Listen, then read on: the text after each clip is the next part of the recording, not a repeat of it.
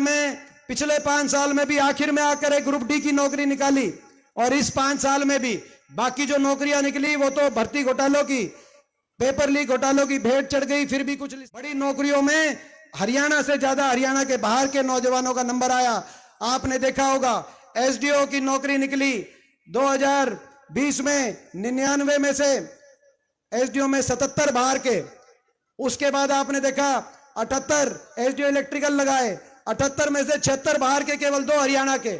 HCS की नौकरी निकली, एचसीएस की नौकरी में 38 हरियाणा के बाहर के। हमें किसी, ये सभी का देश है, हमें किसी प्रदेश के नौजवान कहीं लगे हमें कोई आपत्ति नहीं, लेकिन बाकी किसी प्रदेश में अगर हरियाणा के नौजवानों को अवसर नहीं मिल रहा तो हरियाणा का नौजवान हरियाणा के अंदर। अभी बीडीओ की निकली, पंचायती राज ब्लॉक डेवलपमेंट पंचायत अफसर, पंचायतों में काम करना है।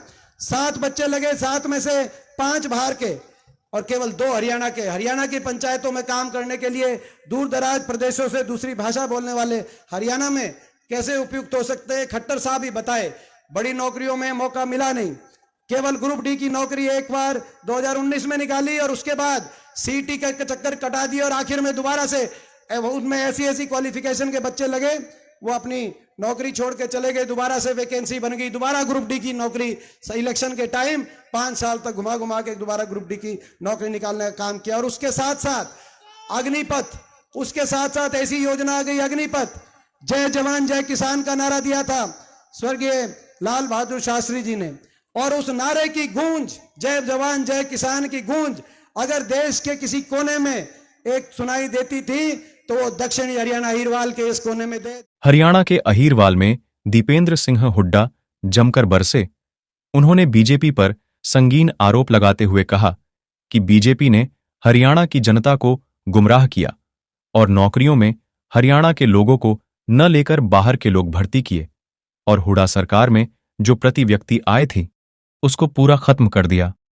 आइए सुनते हैं हुड्डा साहब ने और क्या कहा। हर गांव में, और यही खड़े होकर मैंने संसद में कहा कि ये वो इलाका है जिस इलाके में, इस इलाके की क्या पहचान है।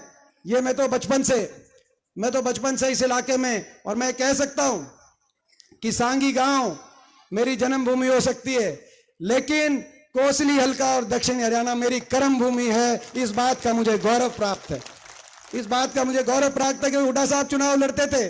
91 में मैं स्कूल का स्टूडेंट था, मेरी ड्यूटी कहीं लगती थी तो जो बहन जी पुराना जो कोसली हल्का, मेरी यही ड्यूटी लगती थी। संसद में खड़े होकर कहा कि अगर देश में एक इलाका है जिसकी एक पहचान है, जहां हर घर में कोई फौजी है, कोई ऐसा घर नहीं जहां हर घर में कोई ना कोई फौजी है, कोई किसी के कोई भाई मिलेगा, किसी चाचा मिलेगा, किसी ताऊ, किसी दादे के परिवार में, हर घर में जहां फौजी है और हर घर और हर गांव में किसी ना किसी ने शहादत दी है, उस इलाके का नाम देश में केवल और केवल दक्षिणी हरियाणा की ये धरती है और कोई दूसरा इलाका नहीं।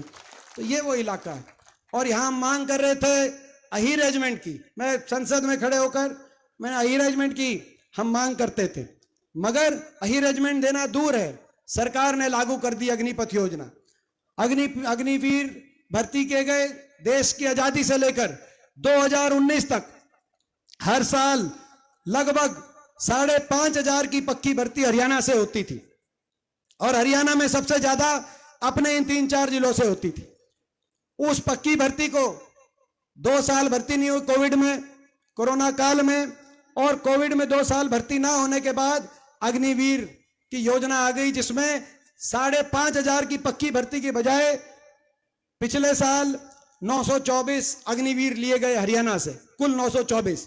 मगर इन 924 में से भी आपको पता है केवल 200-225 पक्के किए जाएंगे, 1/4, बाकी घर वापिस आ जाएंगे 4 साल के। ये मैं समझता हूं कि कहां 5,500 की पक्की भर्ती अपने हरियाणा से और इस इलाके से हर साल सरकारें आई गई, चाहे भाई बीजेपी की सरकार हो चाहे वो कांग्रेस की सरकारें रही हों, सरकारें आई गई देश में, लेकिन 5,500 की पक्की भर्ती का क्रम खत्म नहीं हुआ है राजनीति से ऊपर उठ के, क्योंकि फौज राजनीति से ऊपर उठ के।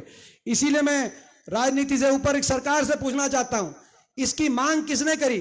देश में ना तो फौज की मांग थी, क्योंकि जो जनरल अभी न जो नरवणे जो फौज के जनरल रिटायर हुए, उन्होंने कहा हम सारे आश्चर्यचकित हो गए, हमें पता नहीं था। ना तो फौज ने मांग करी, ना किसी पार्टी ने मांग करी, ना देश के नौजवान ने मांग करी, ना किसी पार्टी के घोषणा पत्र में था, कोई भाजपा के घोषणा पत्र में ये बात नहीं थी, और ना ही फौज में कोई ऐसी कमी थी। ये तो वो फौज थी जिसने देश के हमेशा तिरंगे को ऊंचा रखने का काम किया, चाहे कोई किसी की पार्टी की सरकार रही हो, चाहे 1971 में इंदिरा गांधी जी प्रधानमंत्री और कांग्रेस पार्टी की सरकार रही हो, जब पाकिस्तान के 2 टुकड़े इस फौज ने करने का काम किया, और चाहे 99 में अटल बिहारी वाजपेयी जी देश के प्रधानमंत्री रहे हों, जब करगिल के अंदर देश के दुश्मन पाकिस्तान का अगर शीश झुकाने का काम किया, तो उस देश की फौज ने झुकाने का काम किया। इस देश की फौज में कोई कमी नहीं थी, मगर आपने पक्की भर्ती कैंसिल कर दी, और इस फौज में आप ये अग्निवीर योजना ले आके। पहले तो ऐसा होता था कि फौज में कोई चला जाए तो सगाई लेके घर पहुंच जाते थे, और अब अगर 18 में भर्ती होगी तो भाई जो 21-22 में घर वापस आ जाएगा, बिना पेंशन के घर वापस आ जाएगा।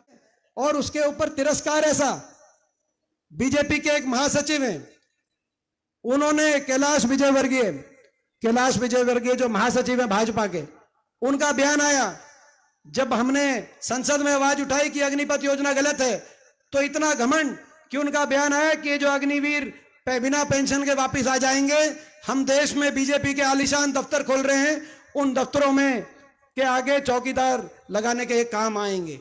मैं समझता हूं ऐसा घमंड, ऐसा अहंकार ठीक नहीं है। अहंकार और घमंड तो आनी जानी चीज है। अगर कुछ कायम रहा इस देश में तो इस जनता का स्वाभिमान कायम रहा है, देश की जनता स्वाभिमान का। भाजपा को इतना अहंकार नहीं करना। तो मैं समझता हूं कि आज इन सब कारणों की वजह से देश में सबसे ज्यादा बेरोजगारी आज हरियाणा में, खट्टर सरकार की देन, केंद्र सरकार की देन। देश में सबसे ज्यादा बेरोजगारी, देश में सबसे ज्यादा महंगाई। आज अगर देश में सबसे ज्यादा कानून व्यवस्था अगर खराब स्थिति हुई है, हर रोज आप देख रहे हैं कहीं अपराध की तरफ। हरियाणा की एक पहचान थी, एक नारा था, दूध दही का खाना, ऐसा था हरियाणा। अब नशे में नंबर 1 हरियाणा। अपने हरियाणा में नशा भी आ गया है। नौजवान कहीं बेरोजगारी के, नशे के, अपराध के, डिप्रेशन के, कई जिलों में हरियाणा के पलायन कर रहे हैं, विदेशों में भी जा रहे हैं। ऐसी स्थिति हरियाणा की हो गई। विकास की पटरी से उतार दिया हरियाणा। 10 साल में कोई एक काम हरियाणा में किया नहीं, विकास की पटरी से उतार। हर वर्ग का अपमान अगर किया तो इस खट्टर सरकार ने किया। हर वर्ग, कोई ऐसा वर्ग नहीं। अगर सरपंच गए अपनी मांग मनाने के लिए तो सरपंचों पे लाठीचार्ज, कर्मचारी गए ओल्ड पेंशन स्कीम के लिए तो कर्मचारियों पे लाठीचार्ज, आशा वर्कर आंगनवाड़ी गई हमारी बहनें अपनी मांगों के लिए, उन पे लाठीचार्ज।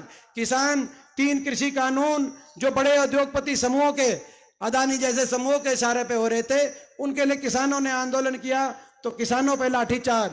महिलाएं, हमारी बेटियां कहते थे कि बेटी बचाओ बेटी पढ़ाओ, लेकिन बेटियों ने अपने लिए न्याय मांगा तो बेटियों को भी आपने देखा किस तरीके से जंतर मंतर पे घसीटना काम। तो ये खट्टर सरकार एक ऐसी सरकार साबित हुई जिसने हरियाणा को पटरी से उतारा और हमारे इलाके को भी पटरी से उतारा।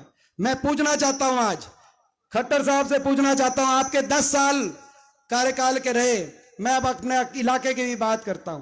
कोसली हलके में 10 साल में अभी बात चल रही थी कि जो अभी मौजूदा सांसद हैं वो नहीं आए, मगर खट्टर साहब आप भी नहीं आए। 10 साल में एक बार आए, एक बार, वो भी पिछले 5 साल में एक बार आए। और पिछले 5 साल में एक बार जब आए थे तो जो कह के गए थे नर्सिंग कॉलेज में, पूछना चाहता हूं वो शुरू हुआ कि नहीं हुआ जो उन्होंने काम किया था।